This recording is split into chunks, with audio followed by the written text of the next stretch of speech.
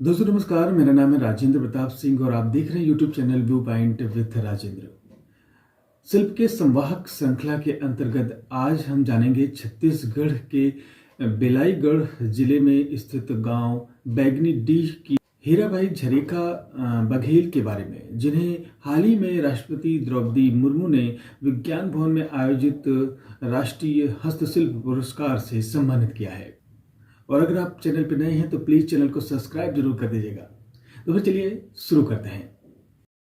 छत्तीसगढ़ के सारंगढ़ बिलाईगढ़ जिले के वनांचल ग्राम पंचायत बैगनी डीह की हीराबाई झरेका बघेल को उनके अद्वितीय कलात्मक उपलब्धियों के लिए राष्ट्रीय हस्तशिल्प पुरस्कार से सम्मानित किया गया।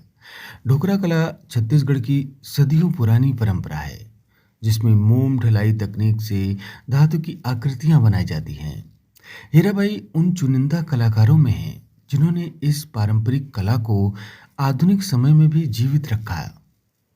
उन्होंने इसे फर्नीचर की जाली, वॉल हैंगिंग, आभूषण और सजावटी वस्तुओं तक विस्तार दिया है।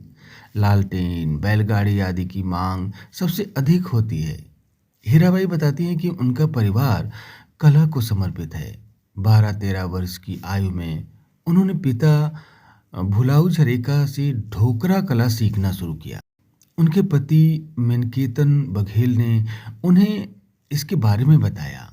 अब तक उन्होंने अनगिनत कलाकृतियां तैयार की हैं, जिनकी कीमत 25 रुपए से लेकर 80,000 रुपए तक होती हैं। हाल ही में 1.5 लाख रुपए की एक बैलगाड़ी की अनूठी कलाकृति भी बनाई। उनकी कला की पहचान देश विदेश में फैली हुई है। वे दिल्ली, मुंबई, कोलकाता और चेन्नई जैसे प्रमुख शहरों में जा चुकी हैं। उनकी कलाकृतियों की सरकारी खरीद भी होती है। हीराबाई को वर्ष 2011-12 में राज्य सरकार ने सम्मानित किया था। उनके पति को 2006-7 में यह पुरस्कार मिल चुका है। तो बेटे सनातन बघेल को इस वर्ष राज्य स्तर का पुरस्कार प्राप्त हुआ है।